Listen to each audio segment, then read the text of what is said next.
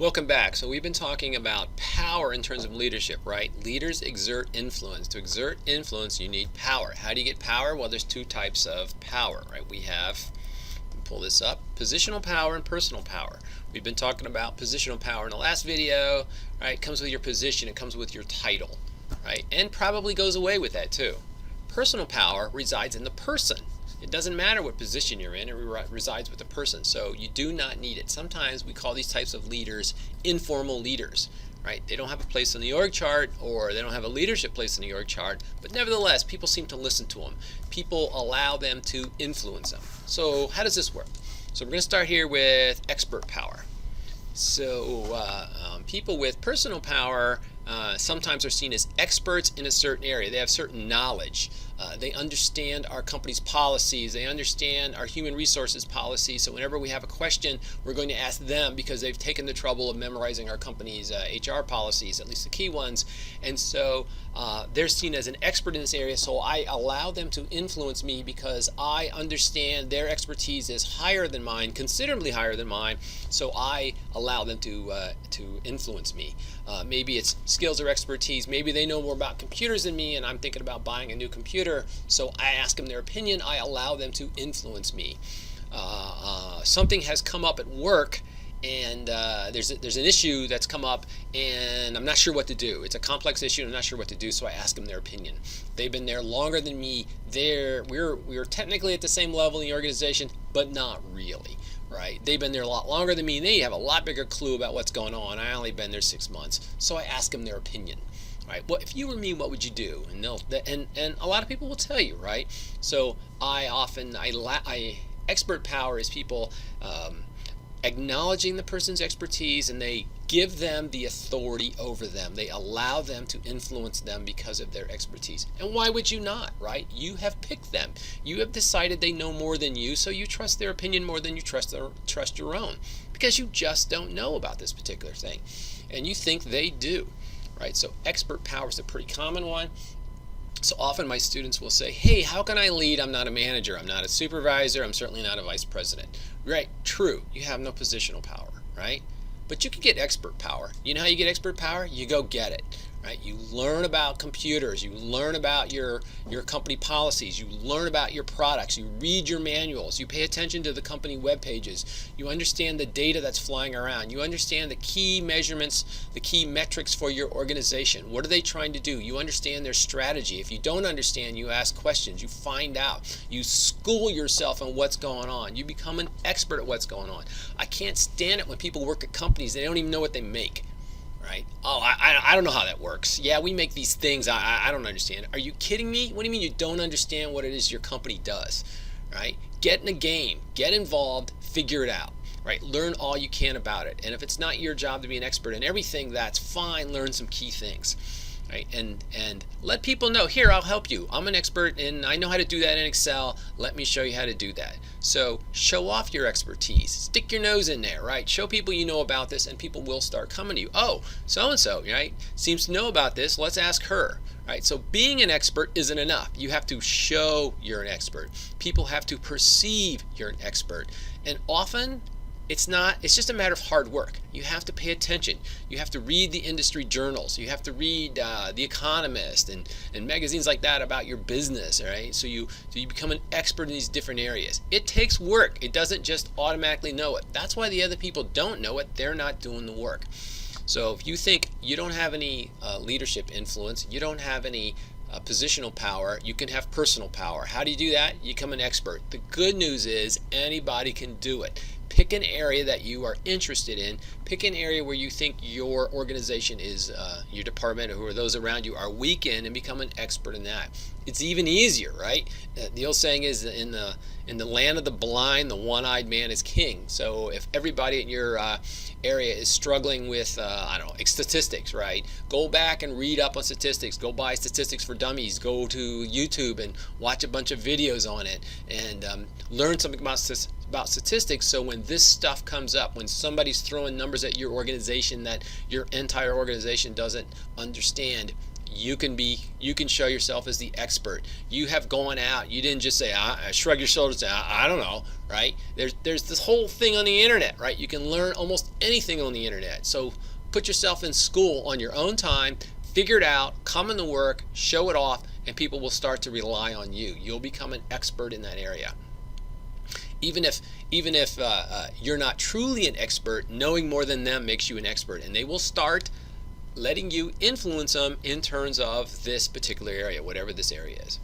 All right, informational power. Informational power is due to control over information. So some people have information other people do not. So for instance, your boss goes to meetings that you don't go to, so your boss hears things that you don't hear. So your boss has power because they know things you don't. And quite frankly, they don't know it because they're smarter than you. They may or may not be smarter than you, but they know it because they're in the information dissemination path and you aren't. So you need to figure out, and now where this information is, and try to get as much information you can about what's going on. I just mentioned about company metrics, right? You need to find out where that information comes from. What does it mean? What's important to the managers in your organization? What numbers are they watching? What's affecting those numbers? What are the good things? What are the bad things? What are the changes they're making, right? And show that you're in the know. Right? And then the more you have information on these different areas, the better. So expert power is how to do something. Information power is a little more specific. It seems like you're an expert, and you are, but it's because you have this specific information. You know what's going on. You understand the politics. You understand the numbers. You understand the outside forces, or whatever it happens to be. So you're an information gatherer, right? You can't just wait for information to come to you and say, nobody tells me anything around here. Well, don't wait to be told, right? That's my answer. Go out and get it. Right? And referent power is a little less clear. Our book defines it as power due to control because subordinates respect, admire, or identify with a leader. All right, first of all, let's take the word subordinate out of there. It should be followers. Subordinate implies you're the manager and they work for you in your department. Referent power can certainly be to people at the same level in the organization chart. It could even be people less. So sometimes there's a corporate star who's at the low level in the organization, then even the people above them say, wow, that person's going places. That person's really good. They're in fact better than me. The only reason I'm above them is because I've been here longer and they just got here. So even at that point, that subordinate, that lower ranking person, will have referent power, right? The other person will want to be like them. They'll want to identify with them. They will respect the way they operate. They will admire the way they operate, right? So you need to protect your image. How do people see you? How do you dress? How do you behave? How do you talk? How is your written work that you turn in look? All that affects how people view your referent power. How do you treat other people?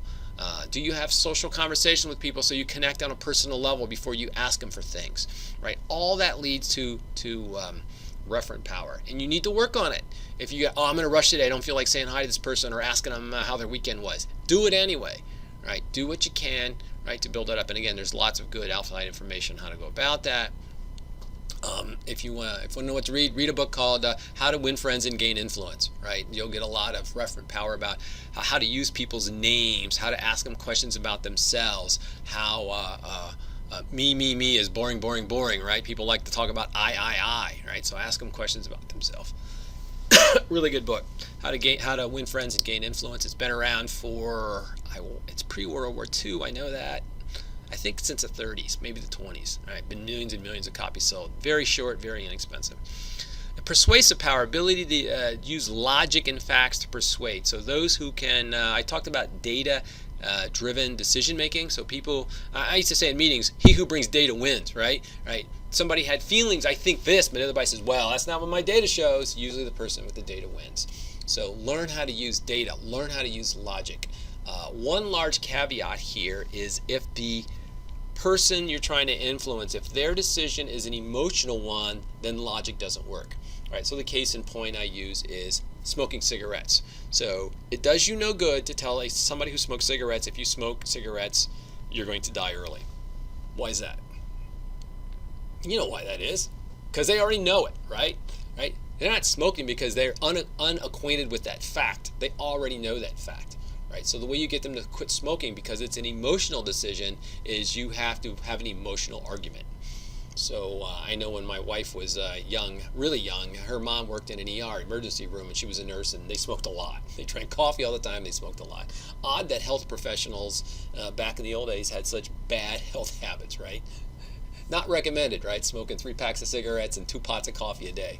But anyway, and she's an ER nurse. She darn well knows it's bad for her. But the little kids would, her and her sisters would tell her, "Oh, mommy, we don't want you to die." They'd hide her cigarettes and they'd crush them in the toilet and all kinds of stuff. And finally, their mom took the hint and quit smoking because it was stressing out her kids. Right? That's why she quit smoking. Not for her own health, because it was stressing out her kids, and she doesn't mind impacting on her own lifestyle, but when it affects her children, well, that's not okay. So she got herself to quit smoking and never smoked again. So kudos for her. So that's a quick look at the personal power, right? We have expert power, which is just, you can be learned. Information power, gather specific information on certain issues, and you're seen as the fount of knowledge, right? Referent power, protect your image. People want to be like you. They want to associate with you. They respect you. They admire you. They want to identify with you, right? And then persuasive power, right? Learn how to make a logical argument, how to use data, how to use logic. Take this information you're getting up here and use it, right? And use that to influence people to make things happen. All right, so there's a quick look at power and how we might acquire different areas. And remember, most of this is personal power. The fact that you aren't a manager, that you aren't a supervisor, in my opinion, that's just no excuse, right? If you want to be a manager, you need to develop your own personal power before you'll be manager, right? Why would I promote you if you haven't shown me any leadership ability?